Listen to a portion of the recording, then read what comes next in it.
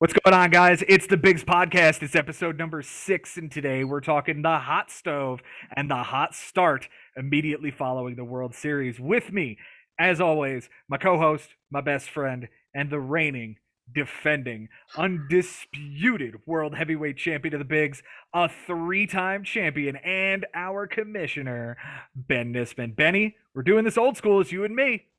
Yep, absolutely, man. And I will say, as far as the trophy behind me, this is the last show you're actually going to see it in a little bit because on Monday that son of a gun is going to the store to, you know what's going on. Yeah, I But do. what's good also though is we can finally put you in 2020 over here. That can happen now Yep. also. So going to be productive on Monday and take care of that. But as far as today goes, sounds like we have a lot to discuss. We do, and we're going to be talking about qualifying offers to start off. Benji, to recap on a qualifying offer this year, a player is offered a 1-year, $18.4 million contract. He is obviously able to accept or to reject it and go into free agency. If he elects to leave his home team and go into free agency and signs elsewhere, the team that let him go gets draft pick compensation dependent upon how much money he signs for. And the signing team forfeits a draft pick. Players receiving the qualifying offer this season can never again get it, and are people who have never had it before, and therefore will never be able to be given one again, regardless of whether they take it or they reject it. Players have 10 days from when they received them to accept or reject. The deadline is about 5 days from now, so we're about halfway through that. We already have some reactions in from some of these guys. I'll run down the list and then we'll go individually off of this. So let's start at the top here. Nick Castellanos has already rejected a qualifying offer from the Cincinnati Reds and is now a free agent. Michael Conforto rejects a qualifying offer from the New York Mets. He's now a free agent. Corey Seeger rejects it from the LA Dodgers. Marcus Semien has rejected his from the Toronto Blue Jays. Yet to be decided. Brandon Belt, Carlos Correa, Freddy Freeman, Rice Iglesias, Eduardo Rodriguez, Trevor Story, Noah Syndergaard, Chris Taylor, and Justin Verlander. Any of those names jump out to you immediately, or the reaction to the first 4 guys rejecting right off the top? Well, I mean, we could start right at the top with Nick Castellanos. Just seems like a whole lot of sense for him to reject it. In general, I feel like when we talk about players rejecting him, it's that they know that they can get more money on the open market. And I don't blame them. There's no hometown discount anymore. I just feel like at this point, the whole point of life, in some sense, is make as much as you can until you can't anymore. And I think money talks. And it's practical for guys like a Nick Castellanos to reject a Marcus Semien when they're having career years. What do you expect? Yeah. Yeah, Castellanos comes off a season he had 309 with a 362 on base, 34 homers, 100 RBIs, 95 runs scored. That is on most seasons MVP caliber level. And Yeah, he did that in 138 games. He didn't even play the right, whole season. So, right. yeah, 18.4. I think he might be able to do a little bit better than that annually. And even then, the Cincinnati Reds aren't getting any better. They're talking about trading away Luis Castillo. It just seems like the right move for me. For sure. Marcus Semien, you It's mentioned as equally well. impressive that Nick Castellanos did what he did on the Cincinnati Reds. I understand Winker had a good year and Votto had a good year, but we are still talking about the National League with no DH, less opportunities for you to possibly get your pitch, but have guys on base, to have guys driving you in. So even more of an impressive season coming from him. Yeah, and Marcus Semien had an even better one for the Toronto Blue Jays. He is a finalist for the AL MVP.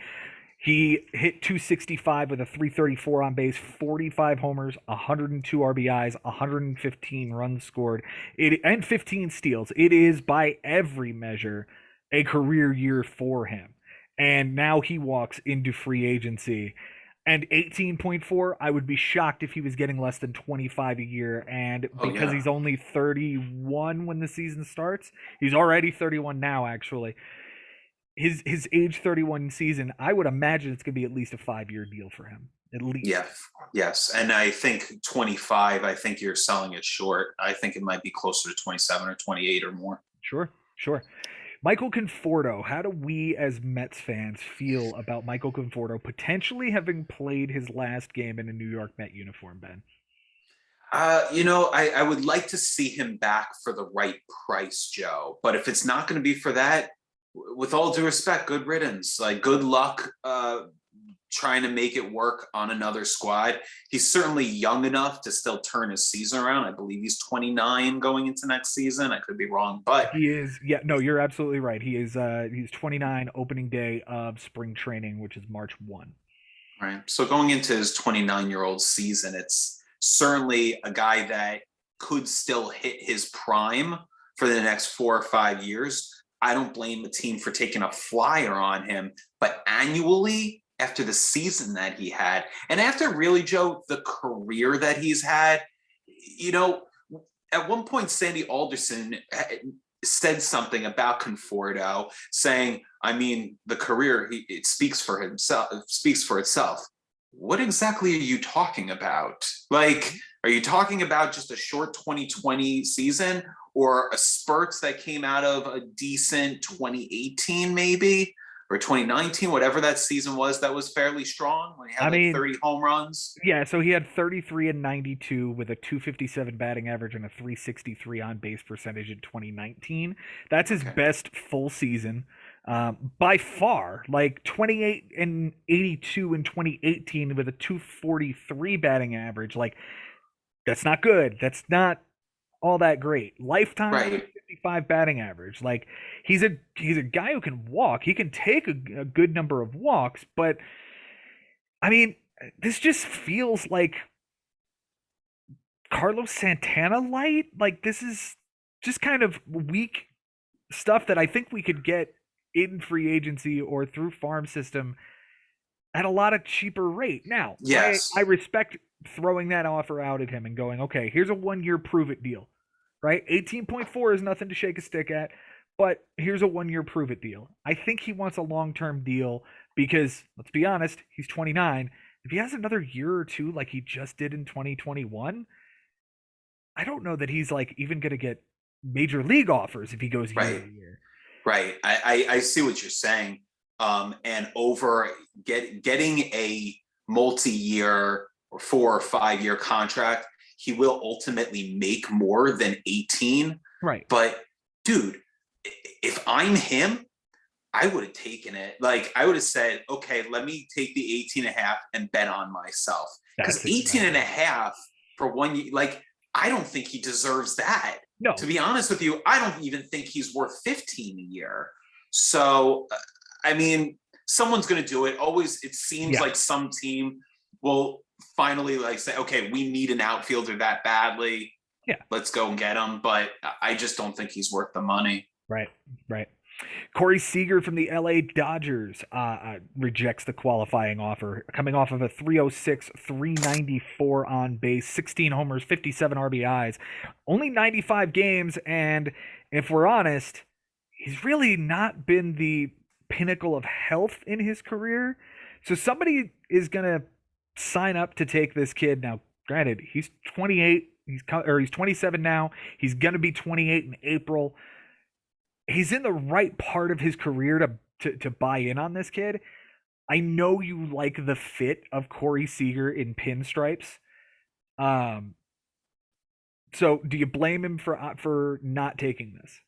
I don't blame him at all. I do think he actually is going to get more annually. I think he'll get at least 5 years or more. If I'm the Mets, I would try to lock that son of a gun up for 10. Like, I really would. I would throw everything at Corey Seager. He is that talented. We saw what he was made of in the 2020 World Series. And even prior, when this guy is on a tear, he can carry your team. We just haven't seen a lot of it. And I understand maybe the durability is in question, but I would take the chance that those woes are behind him, I personally. mean, he had Tommy John surgery and only played 26 games in 2018. Played 134 in 2019. Had 44 doubles, which led the league. That was a really big step forward. I think he kind of loses a little bit here because of the 2020 COVID thing and only had 52 games to hit 15 homers and hit 307. Like, we're seeing the progression come, we're just not seeing the health. And I would at least pause for a moment if I'm a team going to sign him, going, I really want to make sure that I'm buying in on a healthy guy. Brandon Belt of the San Francisco Giants, another guy with a qualifying offer on the table, has not made a decision yet. Coming off of a season, 97 games, 29 home runs, only 59 RBIs. We've talked about how weird a season Brandon Belt has had. 274 batting average, 378 on base percentage. It was also, by most metrics, his best season ever. The only one I would point to as perhaps better, 2016, 17 homers, 82 RBIs, 275, and a 394 on base percentage. It's a pretty good season, too. That might be better. Yeah. He is 33 now, will be 34 on April the 20th. Dab, what do you think of Brandon Belt? Just looking at it from a general manager standpoint, certainly would have to be a very specific team that would be able to make it work with that type of player. Is he really just delegated to first base and left field, right field, like those corners, you know? I don't think he's even played the outfield in a couple of years. All right. The last time he played left field, he played 14 games in 2019. So, I mean, is he like an expensive, 10th man? Like, is he just basically an off the bench guy that's going to play about 120 games and, fill in when there's an injury or just spell your number one first baseman? It's hard to spend a lot on a guy like that. Mm-hmm. What if the Boston Red Sox miss out on signing Anthony Rizzo and this is their backup plan? Now, I don't think he gets $18 million a year. That's the thing. So if you're him, maybe you take this. Mm-hmm. Is Schwarber not coming back? Schwarber is a free agent currently, but there are talks that he wants to kind of rekindle with Boston. That being said, like, Schwarber is an outfielder by trade. He can play left field. Manny Ramirez played left field. If you can't tell me that Manny Ramirez and Kyle Schwarber are not similar defensively. Oh yeah, but when you say by trade, you make it sound like it's their craft, to be an outfielder. I mean, they weren't. I mean, it is what they do for a living. They play the outfield. Look, all I'll say is, I just don't know. I mean, 33 years old for going to be 34. Yeah. You're basically at the end of your prime. Mm-hmm. Is this guy I mean, a 2-year deal has to be the most. He's James Loney. Like, he's James Loney with a little bit more power, a little better, little less batting average. Like, but it's a fairly decent comparison there. I don't know where this guy ends up. I think the fit to Boston makes sense if, again, the Boston Red Sox are looking for a cheaper option at first base, but they have Bobby Dahlbeck, so do they like Bobby Dahlbeck? The next guy on the list here, Ben, Carlos Correa, comes and has a qualifying offer on the table from the Houston Astros. How do you feel about that guy? Yeah, it's a guy that again, just like Seeger, I would throw everything at him. 10 years. He's 27 currently, now. Yes. Right. He's 27 now, just turned it back in September. So he's going into his year 27. 28. Right. 279 exactly. batting average, 366 on base, 26 homers, 92 RBIs, 34 doubles, 104 runs scored, 148 games. It was the first time he played more than 110 since 2016. Another guy who has never been the pinnacle of health. Right. But you put him in the right lineup, where he can see pitches, he's going to be dangerous. I think. Do you take it if you're him? No, absolutely not. Okay. No way. Because I know that I'm going to get multi-years, and I know that I'm going to break 250 million, probably more. Yeah. Where do you see him going? Do you see him going back to Houston? No, I don't actually. I think more likely, I think the Yankees get either Seeger or Correa would be my assumption.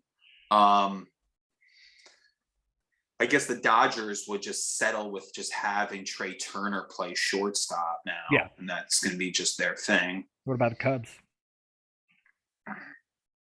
Are they going to be really buying? I feel like Or they're the in Phillies? some. DD is still there. Seattle? Do they like JP Crawford? I know Seems Ben like they Nisman like likes him. JP Crawford. I don't see, I'm not sure. This might be silly to say because they did throw the money at Felix and they did throw the money at Cano. So we have seen them open the pocketbooks Kyle for Seeger, a guy. they threw a bunch of money at too. Yeah. I don't know. I'm unless you're thinking like you're going to shift guys over, but it seems to me like it's going to be Crawford and Ty France up the middle, Maybe. So unless you're going to be shifting guys around, I don't think Seattle makes a bunch of sense. He's not going to Boston. Anaheim? Could they possibly go get another bat? Like, is that really what would happen here? They would go get another bat and finish fourth again? I think it's practical, though. I think, they know that their window could be closing soon. Like, they need a full... They haven't had a window. They have. Ever since Trout became a person in 2012, they have a window. And that window is what, one series where he gets 0 hits? Right. They got bounced. They got swept in that matchup against Baltimore, the Kansas City Royals in 2014. But still, now that you know what Ohtani can be in a full season, you have him and Trout together, potentially Rendon healthy. There's enough pieces there, that if you add one more staple part of that lineup, and it is a Seeger or a Correa, that does make sense to me. Okay. Because they could just outslug teams. So let me transition to the Anaheim Angels, the Los Angeles Angels, the Orange County Angels of California, giving Raisel Iglesias an $18.4 million qualifying offer. If you're him, do you take it? And if not, where's his landing spot? Yeah. For him, yes. If I'm him, I accept that offer. Because has he really had a bad year yet? If anything, 2019 wasn't great. He had a 4.16 ERA. He lost 12 games. He saved 34.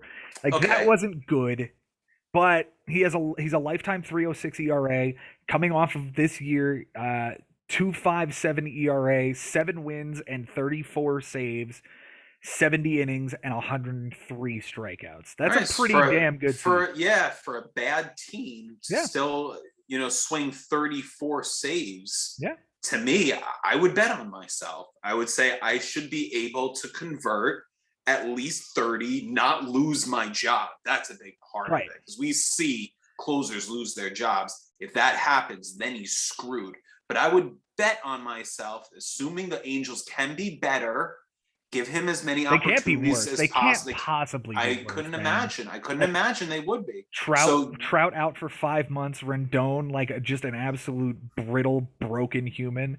Fletcher just falling off the face of the earth in the last month and a half to 2. There's enough promise that it should go like that. Yeah, and that means he should be able to convert 30. And if he converts 30. In 2022, he's going to get a multi-year deal and a lot more. That would be 4 straight full seasons of 30 plus. 30 in 2018, 34 in 2019, 34 this past year.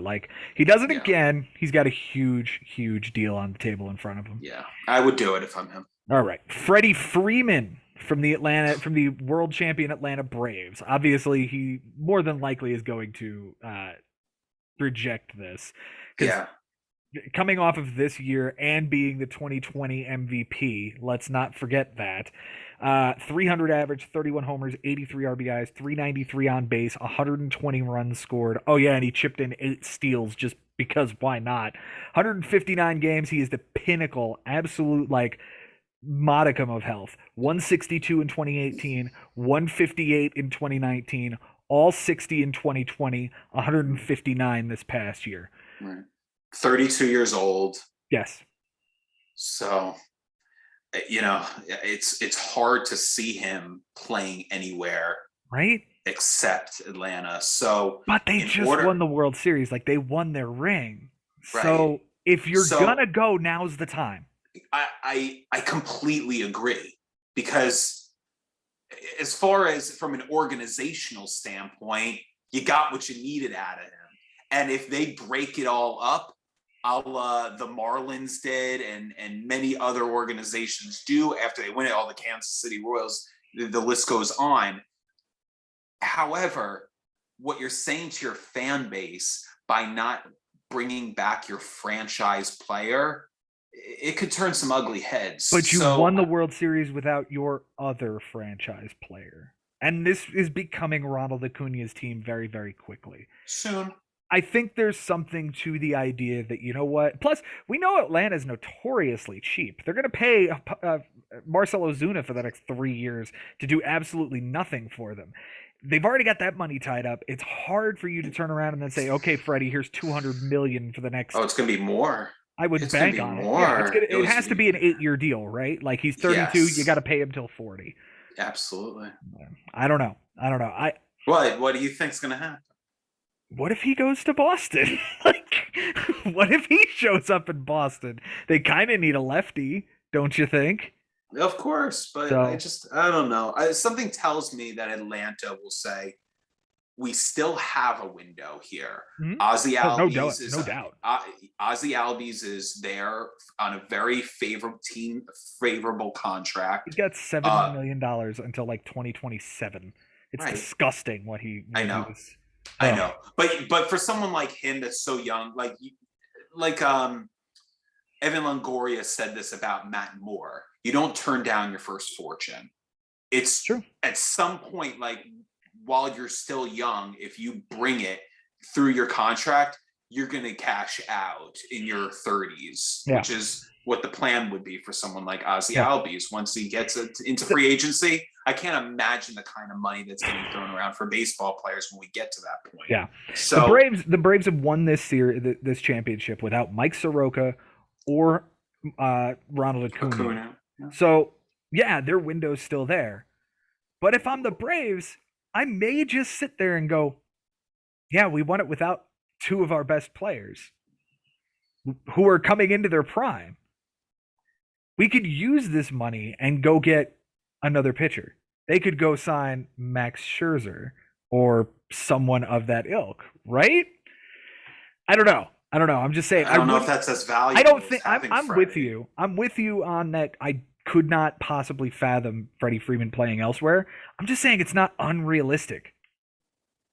It's not unrealistic. My guess is they figure out a way to make it work. Yeah.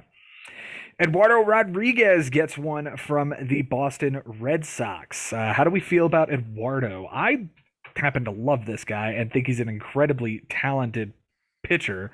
Yeah. Just weird seasons is what we've seen from him. Plus, he missed all of 2020 with the enlarged heart. He is 28 years old now, will be 29 in April.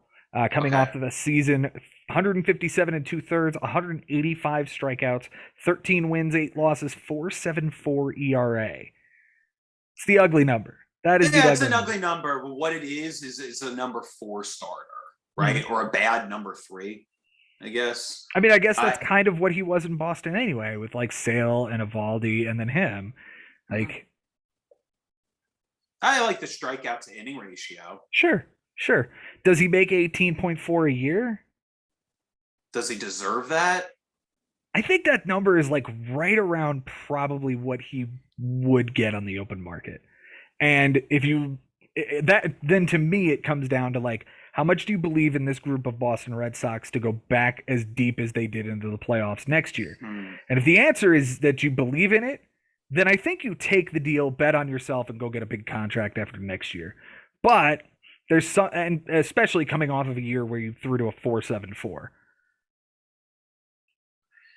Yeah, that's a tough one if I'm him, because you're gonna make more than 18 if you sign a multi-year deal. Mm-hmm. So you might want to ensure you get that if you know that you're not really all-star material. Right. If you really think that this is, you can eclipse these numbers, and perhaps bring that ERA closer to a 3.99, then then you take the offer and you bet on yourself. But if I'm him, seeing what I've seen of him, I guess the fact that he's a lefty makes him a little bit more valuable, but I don't know. I probably accept it. No, I take that back. No, I probably turn it down and go for the multi-years. All right. Moving on to the Colorado Rockies, giving Trevor Story an 18.41 one-year deal. 29 years old currently. No, 28 years. He'll be 29 day after tomorrow. Coming off of a season 251 average, 329 on base, 24 homers, 75 RBIs, 88 runs scored. Kind of a down year for Trevor Story. 142 games. That's about what he plays every year. 142 to 145 games. 3 of the last 4 complete seasons.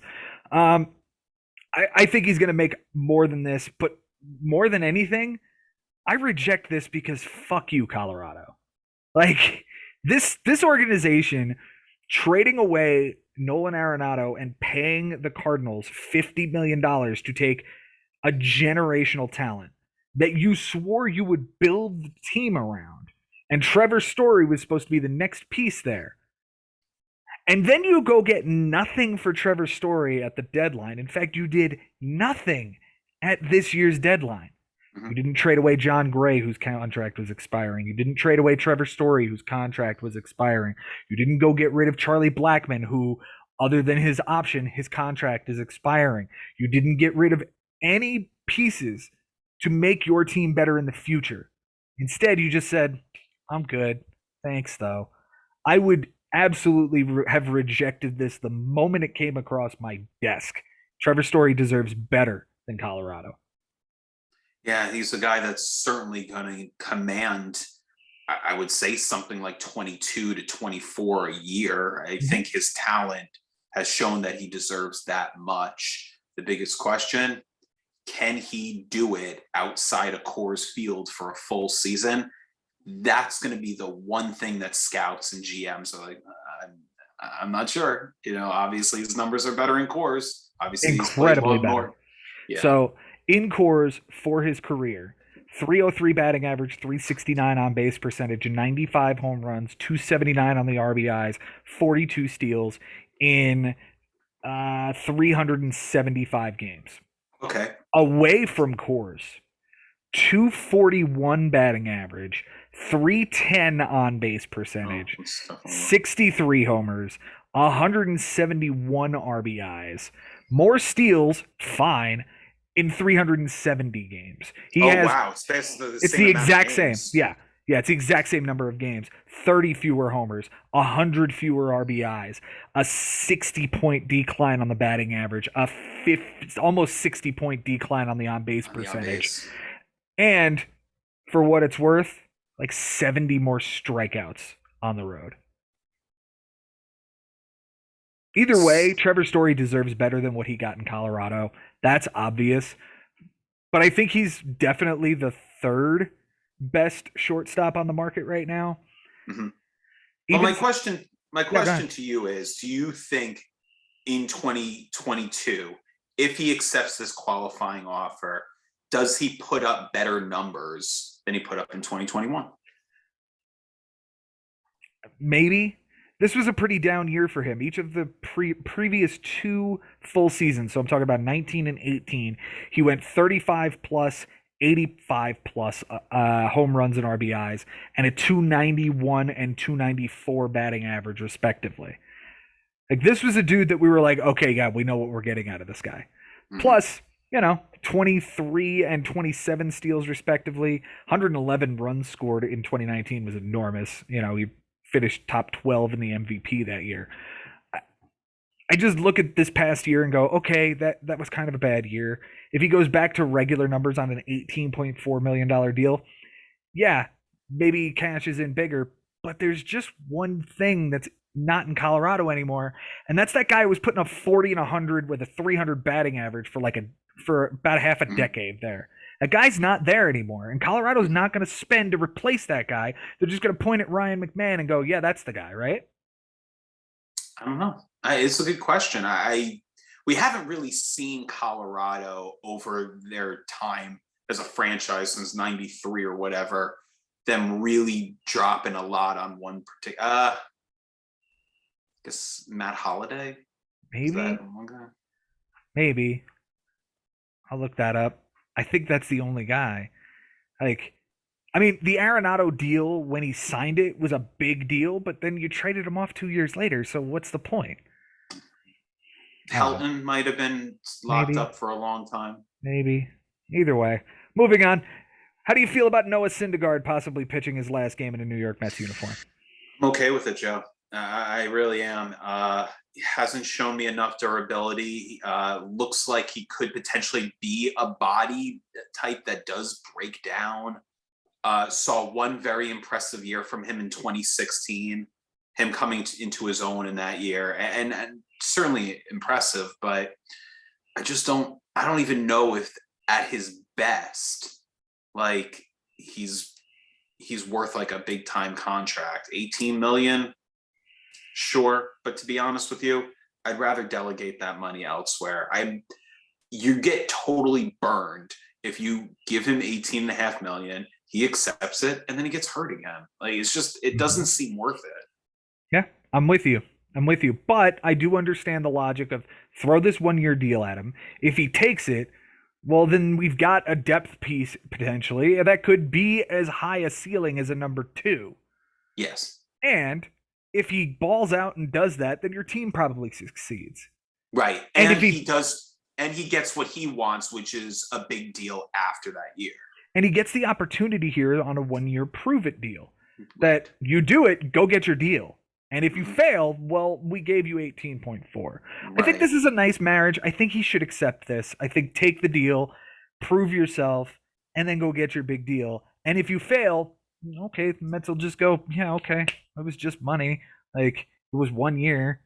I mean, it would suck, but it was just 1 year. Yeah, it's Steve Cohen money. Yeah. Chris Taylor from the Los Angeles Dodgers gets a 1 year, $18 million deal. He's obviously now the 4th best shortstop option on the market, I think. Now, Javi Baez is out there too. Wait, but he hasn't quite accepted it yet. No, he hasn't. He hasn't made a decision yet. But he comes off of this season, 254 average, 344 on base, 20 homers, 73 RBIs, 13 steals, 92 runs scored in 148 games. I kind of like the marriage of him and the Cincinnati Reds, but if I'm him, like, this is the Dodgers calling you. Like, this is the Dodgers throwing 18 million at you. It's a really good team. There's a nice fit there. I don't think I could turn that down. Yeah, it's a good point, Joe. It seems like he's really fit in well with that group. Being as versatile of a player as he is, something that they need, a guy that can play all over the diamond, even in the outfield. It's useful. Mm-hmm. And he seems to be like pretty darn consistent. Is he a superstar kind of player? No, but you don't need that. You need him to go on intermittent hot streaks at the right time for your team. And he seems to do that. These are better than league average numbers. And and for his age, which is what, 30, 31, 32? He's currently 31. He'll be 31 all of next year until like late August. Yeah, I mean, he's still in his prime for a couple more years. Mm-hmm. I think he's a very useful player. He's a player that I would love to see the Mets sign if this doesn't work out with the Dodgers. I think he could really help the team out as far as being a guy that can play all over the field and play each position pretty well. Like he's a good defensive player. He's an upgrade from Jeff McNeil, is what you're saying. Yeah, here. Yeah, he's an upgrade from Jeff McNeil, and if that's what he ends up being, like, great. That means Jeff McNeil's not, he's at best league average. I just look at it and go, every single year the Dodgers either win the World Series or lose to the eventual champions in the playoffs. Like, think about that over the last like 5 or 6 years. That's all that's happened. So that means you're in a position every single year to win a championship.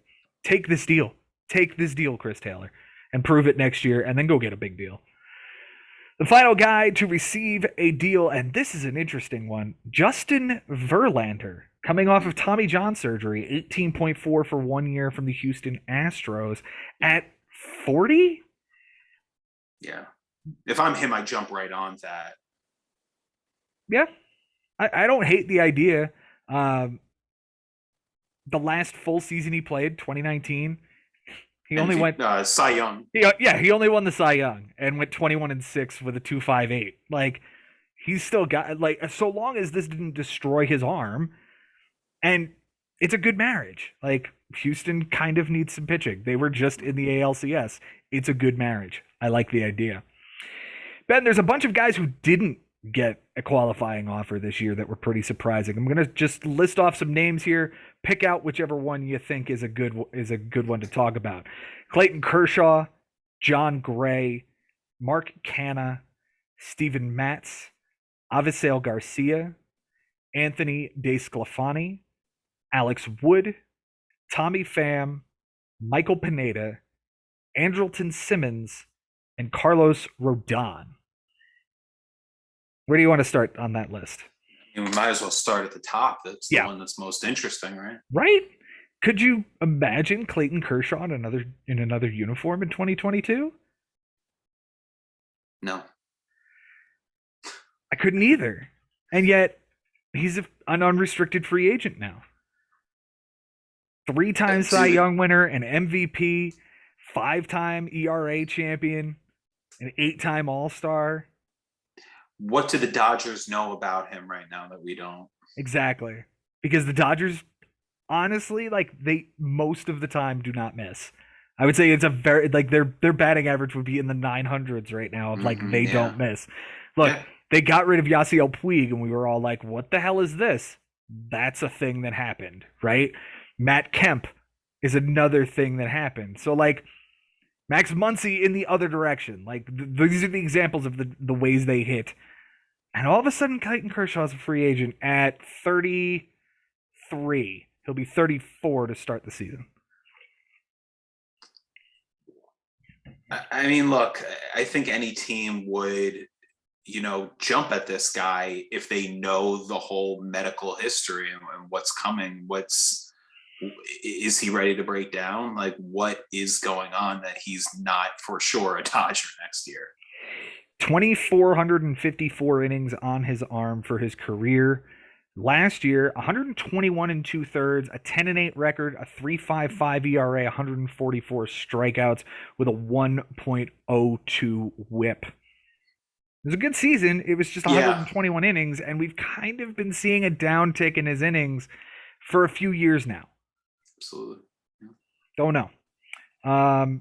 Any other name? I happen to think Mark Canha not getting a qualifying offer is pretty interesting, but later on we're going to talk about Oakland, and it might make sense for why this didn't go through. How about DeSclafani and the gentleman you named after him? So DeSclafani and Wood, two of the rotation of the San Francisco Giants, don't get this. DeSclafani put up a good season, man. I saw that one. I think Wood was solid also. Yeah, DeSclafani, now 31 years old, will be 32 when the season starts. 13-7, 3.17. Most importantly, 167 and 2/3 innings with 152 strikeouts. Health has always been an issue with this guy. This was his first good season, like really good season. His first time over 500 on the record since 2016 when he went 9-5. I thought he was really good, and I thought that marriage was really good too. And maybe it's a case of like he wants to see San Francisco put up a multi-year deal. Maybe, but maybe we'll see. Because as of right now, the Giants' rotation is Logan Webb and you and me. I mean, I don't even. Yeah, I have no idea what's going to happen in the offseason for the Giants. You mentioned Alex Wood. 10-4 across 138 and 2/3 innings with a 3.83 ERA, 152 strikeouts. He was also very serviceable, and I just don't see why. He's got health concerns. He's got not being good concerns too. Okay. That win-to-loss ratio can't be ignored, though. No, not at all. But the Giants were just a really good team. Like, let's not forget they were the best team in baseball. So, like, you're gonna see pitchers with abnormal win-loss ratios. I don't know that it. Yeah, I guess 18.4 makes sense. Probably should have given it to him. I wouldn't I mind the don't think Mets picking so. that guy up. Sure. Any one of them, Gaussman, any one of those rotation pieces Yeah. is basically better than anything that the Mets can throw out besides DeGrom. I'm going to throw Carlos Rodon out at you as a guy who did not receive a qualifying offer. 28 years old now, will be 29 in December. 2.37 ERA this past year with a 13-5 record across 132 and two-thirds innings, Mhm. 185 strikeouts. It's a career year. What are the White Sox seeing? I think they like their rotation right now, and maybe they can just go to war with that front couple and then maybe just fill in the pieces with minor leaguers or maybe a guy that's not going to command 18 million. Seems like maybe a lot for a guy that is coming off a career year. So I can understand it. Giolito, Lynn, Lynn, Keuchel, Cease. Cease. Yeah. And then maybe Kopech as like the number Yeah, 5 or something. possibly. I don't know. Or maybe they Interesting. turn one of those relievers into a starter. They have a lot between Bummer. I mean, they got a good bullpen too. Maybe one of those They guys do. can be stretched out. Yeah. The other guy that you mentioned, Avisail Garcia, Yeah. probably the best offensive player on the Brewers. This If past he, year? yeah, and in a whole, I would say him and Colton Wong were probably the best too. Yeah. But is he this? Maybe this was already his 4th team. It wouldn't surprise me if he goes to a 5th. This to me just screams of like Marlon Byrd. That's just who this guy is. He's going to put up maybe. decent power numbers. It was his best power season ever. 29 homers, 86 RBIs, 262 average, 330 on base percentage, only 68 runs scored, Uh-huh. 18 doubles, like How many walks? 38 to 121 strikeouts. Mm. It's Yeah, not with not even a really 500 at bats, right? 461 at bats, Yeah. 135 games. He missed some time. Yeah. I can So I mean, understand not giving that guy the I could. At the 18.4. same time, if he gets to 500 to 550 at bats, we definitely see 33 bombs. Yeah. We definitely see close to 100 RBIs. It's almost there anyway. So, Mhm. I can see the allure. I can. He's young enough still that I'd be interested in throwing a multi-year deal at him. Yeah, 30 now, will be 31 middle of next season. We'll see with him. I don't like I said, I liken him to Marlon Byrd, who's going to give you like 20 homers, drive in like 75 runs, and I just feel like be this his guy's got a service. better batting average, though. 270 batting average lifetime for Garcia. Marlon Byrd for his career, 275 batting average. Oh wow, I was wrong. Yeah. Yeah. Okay. Good comp. Yeah, thank you. Thank you. All right, moving on in other news here. The Dodgers sign Ben Nisman pitcher Andrew Heaney, 1 year, $8.5 million. So they just let go of Clayton Kershaw and Max Scherzer, and this is the first replacement? Yeah, for $8.5 million. What do you just have to be able to throw a baseball in order to make multi-millions? He's left-handed. Like, that's a thing. What's useful about him? Don't tell me, because he's left-handed. He's good at giving up home runs. I mean, this He's is good. the same. This is the He's same good at team giving up that base signed. runners. Yeah, but this is the same team that signed Cole Hamels. They signed Jimmy Nelson. Like, they have a way to make things work. Also, this isn't the first time Andrew Heaney's been on the Dodgers. Did you know that? He was traded from the Dodgers to the Marlins. He was traded from the Marlins originally to the Dodgers, and then the Oh, same day he was traded to the Angels for Howie Kendrick. That's what happened. Yeah, it was the same day. Also in that deal, he was traded from Miami with Austin Barnes, Chris Hatcher, and Kike Hernandez for D. Gordon, Dan Herron, and Miguel Rojas. Mm-hmm. Who did the Marlins get when they traded him? D. Gordon, Dan Herron, and Miguel Rojas. Oh, okay. Okay. Yeah. I don't even remember that. I Yeah. don't remember Dan Herron being on the Marlins. Yeah, Dan Herron on the Marlins, just one season. It was 2015. 129 innings, 7-7 record with a 3.42. Miami was terrible in 2015. 71 and 91. Yeah, this was like after the dismantling from the Burley thing. Yeah, Right. Burley, Josh Johnson, yeah. Jose Reyes, Hmm. and Yep. Heath Bell.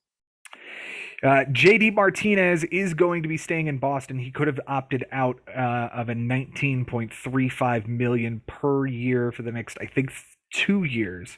So it sounds like he's going to be staying in Boston for the rest of that contract. This past year, 286 average, 28 homers, 99 RBIs, 42 doubles, 92 runs scored, 148 games with a 349 on base percentage. So they're keeping the middle of their order intact. That's for sure. He's what, 35? He is currently 34. He just turned 34 back in August, so he'll be 35 next season. I mean, it looks like the Red Sox are getting a little younger with Verdugo and Devers and Xander Bogaerts, but you're always going to need a bat like this in your lineup. So I'm completely in favor of this and him sticking around. Yeah, it makes sense. He's just seems like a guy that isn't falling apart. He seems to continue to put up consistent power numbers. Mm-hmm. And as long as the lineup stays healthy and strong around him, he's going to get pitches to hit. Yeah. The next big piece of news lately is that Oakland is looking to blow it up, and that might play into why Mark Canha was not given an $18.4 million qualifying offer. But they're also saying that they're going to cut back some payroll and kind of do a rebuild. So on the trading block, Matt Olson, Matt Chapman, Frankie Montas, Sean Manaea, Chris Bassett. Ben, first of all, what are the best landing spots for somebody like Matt Olson, and why is it the Bronx also? Yeah, it makes sense. I mean, the teams that are looking for a thumper first baseman, it would be perfect for the Yankees, right? Yeah. Left-hander. Yeah, absolutely. How would you feel though? And this is my personal hope, is that the Mets put together a package with J.D. Davis and something else and go get Matt Chapman. Go get Matt Chapman in a pitcher. I don't see why Oakland would have any interest in J.D. Davis. I don't know what cost-controlled third base eligible guy who, like, don't get me wrong, J.D. Davis like has a decent bat when he's healthy. Right, but how much longer is he signed for? He is through 2025. 4 seasons out of that: 22, 23, 24, and 25. I feel like they could get more than just a JD Davis. Like, you could get stars from the minor league system, these like top prospects for these kinds of players that almost made the playoffs in 2021. Mm-hmm. I mean, the bigger question really is, and I think I know what my answer is, but do you think this is a wise decision for Oakland to start blowing it up now? Are they that far away from, the pinnacle? I don't think so. I just wonder, like, I think the fear is that, and there's the stadium issue that exists in Oakland, so like they might be looking to move the entire franchise, and this might be a play toward that. So, because it's a hell of a lot easier to move it when it's not worth as much, So I don't know. I don't know precisely what's going on behind the scenes, but I can only speculate that I think this might be a downsizing in order to force a move out of Oakland. And who knows? Who knows where they're going to go? I've heard Vegas over and over again. We'll see. I don't know. At the same time, if they turn around and brought Marcus Semien back in, like all of a sudden they're a player for the AL West. My fear is that they see the writing on the wall with what Seattle's got coming, and that the Angels can't possibly be worse, And Houston is already starting to back off the throttle. They've let Carlos Correa walk. George Springer walked last year. Justin Verlander's going. Zach Greinke's going. Like, maybe they go, okay, maybe if we take a step back and rebuild for 2 years from now, we'll be able to compete with Seattle. Is there one of those franchises though that you pick them to be towards the bottom and then they surprise you and they go over 500? They seem to have a way of just plucking out of their minor league system or even making trades and finding the right guys. So, I don't think they're that far away, but it is a tough division. So I also don't blame them for making this decision. Just seems like there got to be a couple of those guys that are still under friendly team control for a little bit. At least one of those pitchers must be. Matt Chapman can become a free agent in 2024. Matt Olson, I'll look up now. He is a free agent same year, 2024. Chris Bassett, 2023. So, okay. Yeah. So 2 more years for Chris Bassett. Sean Manaea, 2023. And Frankie Montas. Like, here's the other thing about 2024. So, like, all 5 of these guys in 23 or 24 become 3 free years. Agents. Yeah. They've gotten rid of Jesus Luzardo. They've gotten rid of Bob Melvin. Like, all of that Mark Canha is now a free agent. Like, all of the signs are pointing toward this. Yes. You're right. You're right. You're absolutely right. And, saying, look, we got a 3-year window, that might not be good enough for them and not worth it.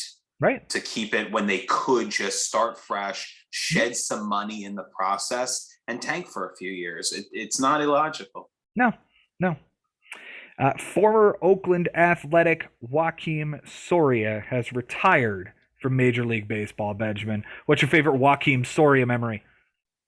My favorite Joakim Soria memory is definitely having him in the semifinals against you in 2019 and having a couple relief appearances. And then I benched him because he played the day before, and then he came in anyway and pitched a scoreless inning. And I'm like, shit, I needed that inning. But I just remember this is a solid guy and closer on the Royals, impressive pitcher, impressive career. And I don't know if he needed to retire. He probably could have made money for a little bit longer, but maybe he just feels like it's time. The players know when it's time. This past season, 37 1/3 innings, looks like 41 appearances, a 5.06 ERA, a 1-4 record, 6 saves. Spent time between Toronto and Arizona. Overall for his career, 229 saves over 14 seasons with 1, 2, 3, 4, 5, 6, 7, 8, 9 teams. 9 different teams have had Joakim Soria on the books. Kansas City for 7 years. Oakland, Texas, Detroit, Arizona, Pittsburgh, Toronto, the White Sox, and Milwaukee. How many times did he get over 30 saves? 42 in 2008, 30 in 2009, 43 in 2010, and then not again. Wow. Oh, good career. I just love the fact that his nickname during his time in Kansas City was one of the best nicknames I've ever heard in my life. It was the Mexicutioner because he was from Mexico. Joakim Soria, a great career. I think that's gonna wrap us up, except for one more thing, Benjamin, and this one hits a little bit sadly for us as we have to say goodbye to Pedro Feliciano this week. He passed away in his sleep at the age of 45. Native of Puerto Rico and spent 9 years in the major leagues, all of them with the New York Mets, because he never pitched for the Yankees. He was just signed to the Yankees after we used and abused him for 3 years. What is your Pedro Feliciano memories? Man, I think it's just him having a rubber arm and us just needing to roll him out there.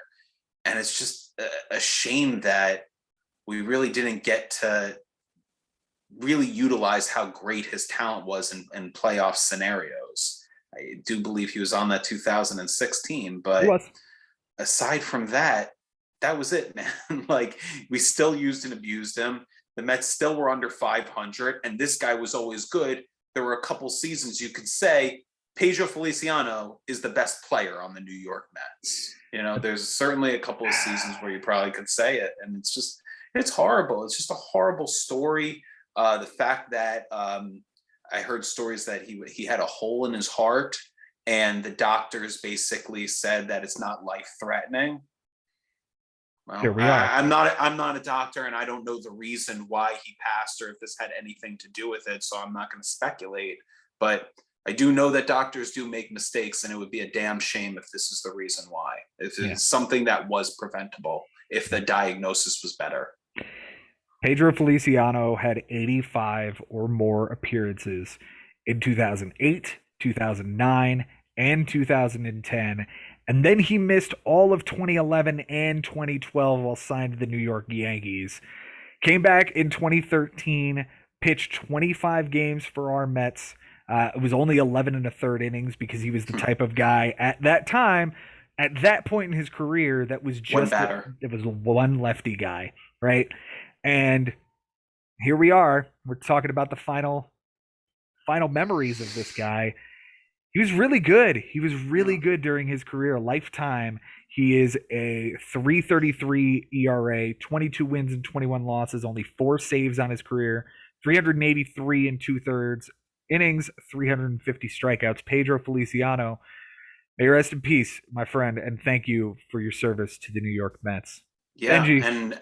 and I gotta say, I never heard anything bad about him as far as being in media. I don't know about if he's leaving a family behind, but my assumption that he is. So I just feel terrible for the family, and my condolences go out. Great player, probably a nice man, and just a horrible tragedy, and horrible to hear it. Absolutely. Benji, I don't want to end this on a down note, but I feel like it is also fitting we close on that. Again, to Pedro Feliciano, thank you for your service and rest in peace. Benji, thank you for being here with me today. Oh, it's a pleasure, man. Great to talk to you about baseball, and looking forward to the next week. I know that we have a lot of exciting topics to break down as hot stove heats up, and the most ugly potential thing, a lockout on December 2nd. Are you seeing it?